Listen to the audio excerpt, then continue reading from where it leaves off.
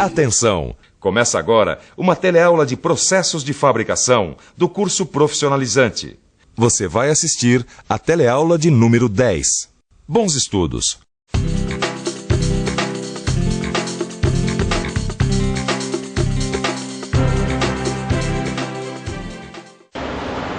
Esses são os produtos da laminação que foram cortados, dobrados e estampados. Esses produtos podem ainda passar por outras etapas, como a usinagem, a rebitagem e a soldagem. Quer dizer, várias operações estão envolvidas na fabricação de um só produto. Produtos intermediários, como as chapas laminadas, são usados na fabricação de peças de automóveis, aparelhos eletrônicos e em mecânica em geral. Para que a chapa fique com o seu formato desejado, ela precisa passar por um processo de conformação mecânica que determina o seu formato final, a estampagem. E esse é o assunto da nossa teleaula de hoje.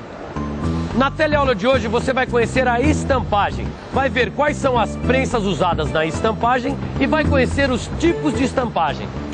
Os processos de fabricação estão ligados uns aos outros. Com as nossas teleaulas acontece a mesma coisa. Uma sempre depende da outra. Agora, para você não bobear, fique ligado que a de hoje está começando agora.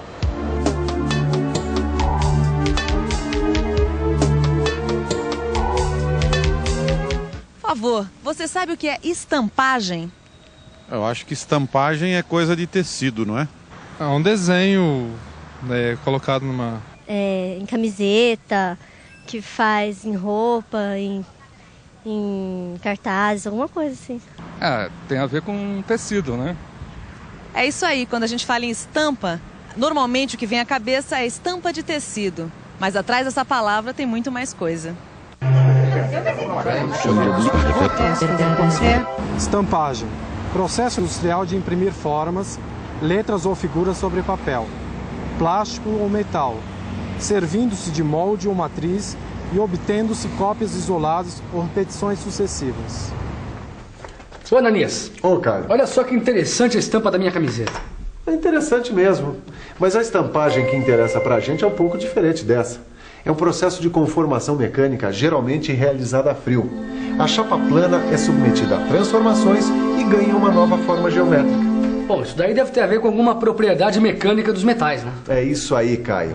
As operações básicas de estampagem, como o corte, o dobramento e a estampagem profunda, são possíveis por causa da plasticidade dos metais. Oi, por favor, você consegue alterar a forma dessa chapa aqui? Deixa eu tentar.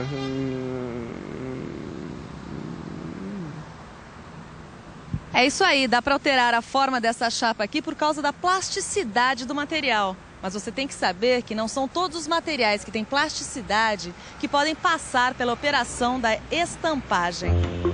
Na estampagem são usadas chapas metálicas feitas com ligas de aço de baixo carbono, aços inoxidáveis, ligas de alumínio manganês, alumínio magnésio e latão 7030, que tem um dos melhores índices de estampabilidade entre os metais. O latão 7030 é uma liga com 70% de cobre e 30% de zinco. Os catálogos dos fabricantes das chapas são muito importantes para a gente conhecer a composição química do metal e suas propriedades mecânicas, como a dureza e a resistência à tração. Na estampagem, todos esses itens são muito importantes para a gente conhecer a qualidade da chapa. Outra informação importante que o catálogo do fabricante mostra pra gente são as especificações das dimensões das chapas, para que a gente utilize o material da maneira mais econômica possível. O ideal é ficar com a menor quantidade possível de sobras e retalhos que não serão aproveitados. Para isso, a gente tem que analisar bem a distribuição das peças.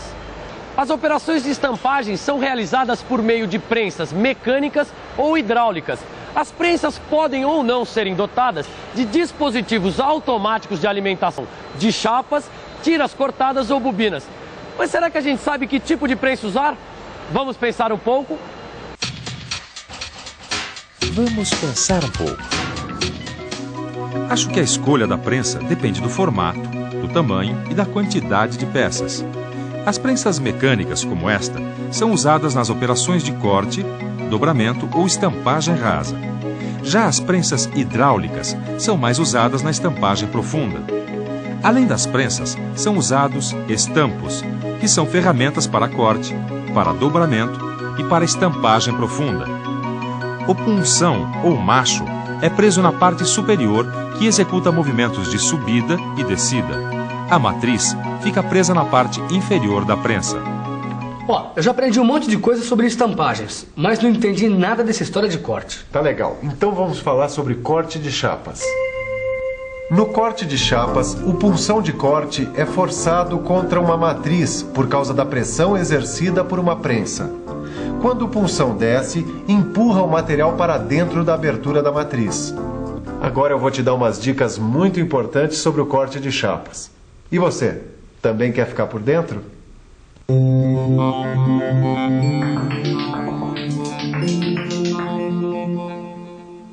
A espessura da chapa que vai ser cortada deve ser igual ou menor do que o diâmetro do punção. O corte permite a produção de peças nos mais variados formatos, determinados pelos formatos do punção e da matriz. A folga entre o punção e a matriz tem que ser controlada porque ela determina o aspecto final da peça. A folga está relacionada também com a espessura, a dureza e o tipo de material da chapa. Ó, eu só não entendi uma coisa. O corte é feito de uma vez só ou ele tem várias etapas? Bom, depende do tipo de corte que a gente vai executar. Vamos ver alguns tipos. Este aí é o corte simples. Ele é feito para a produção de uma peça de um formato qualquer a partir de uma chapa. Este é o puncionamento, que produz furos de pequenas dimensões.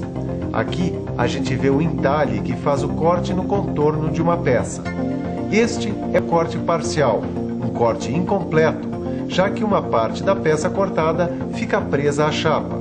E por último, o recorte, que é o corte de excedentes de material de uma peça que já passou por um processo de estampagem. Mas um corte como esse daqui, por exemplo, olha, por mais perfeito que seja, ele sempre apresenta uma superfície de aparência rasgada. É sim, é aí que entra a rebarbação. Olha, a rebarbação melhora o acabamento das paredes do corte. A rebarba removida corresponde a mais ou menos 10% da espessura do material. Já que a gente está falando em corte, deixa eu te dar uma dica. É possível cortar papel, borracha e outros materiais não metálicos com um punção de ângulo vivo. O material fica apoiado sobre uma base sólida de madeira ou outro material mole. O punção desce, comprimindo o material contra a base e fazendo o corte. Bom, Ananias, agora que a gente já aprendeu o corte, que tal se a gente aprendesse dobramento e curvamento? Vamos lá. No dobramento, uma peça que já foi recortada é conformada com o auxílio de estampos de dobramento. Veja que o punção e a matriz estão montados numa prensa. O material, em forma de chapa, barra, tubo ou vareta, pode ser colocado entre o punção e a matriz. Na operação de dobramento, o material sofre deformações além do seu limite elástico. No lado externo, há um esforço de tração. O metal se alonga e há uma redução de espessura. Já no lado interno, o esforço é de compressão. Agora, Caio, eu quero te mostrar o que é a linha neutra. A linha neutra é uma região interna do material que não sofre nenhum efeito dos esforços de tração e compressão, aos quais a chapa é submetida durante o dobramento. Por causa da elasticidade do material, sempre existe um pequeno retorno para um ângulo um pouco menor do que o inicial. A gente tem que tomar muito cuidado para outra coisa, é para a existência dos raios de curvatura. Porque cantos vivos e raios pequenos podem causar a ruptura durante o dobramento, dependendo, é claro, do tipo de material.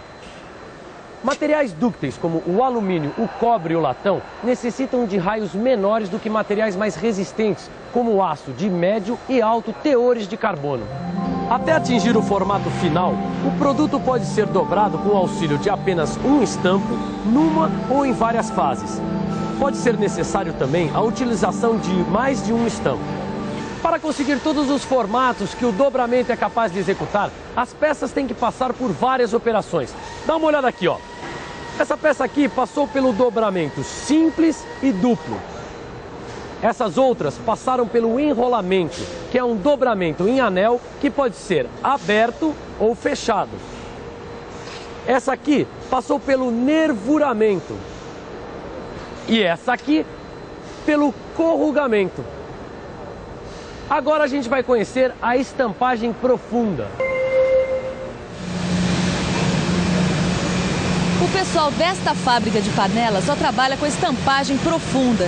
Queria que você explicasse pra gente o que é estampagem profunda. É um processo de conformação mecânica em que chapas planas são conformadas no formato de um copo. A estampagem profunda é realizada a frio e pode ser feita em uma ou em várias fases.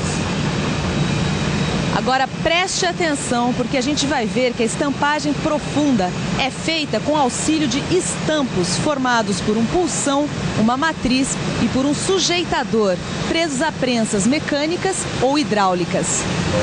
Depois de cortada, a chapa é presa entre a matriz e o sujeitador, que mantém sobre ela uma pressão constante durante o embutimento, para que a superfície não fique enrugada. O pulsão é acionado, desce e força a chapa para baixo através da matriz.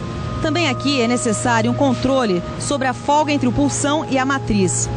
Se a profundidade do embutimento for muito grande, serão necessárias várias operações sucessivas para se conseguir a estampagem.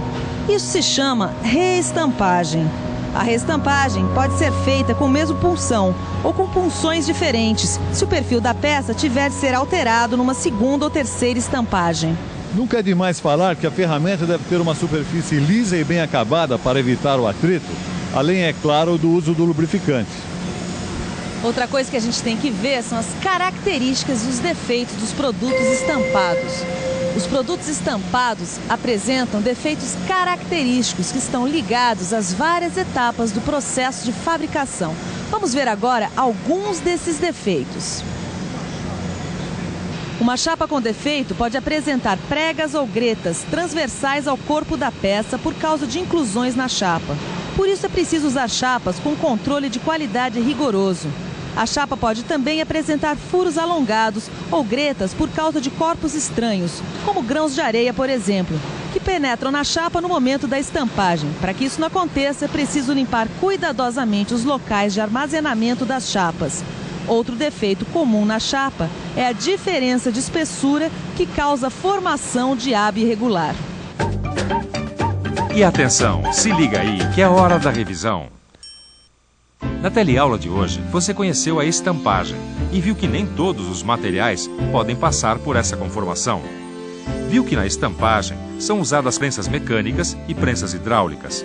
E viu que nestas prensas trabalham estampos para corte, para dobramento e para estampagem profunda. E, finalmente, conheceu alguns defeitos nos produtos estampados.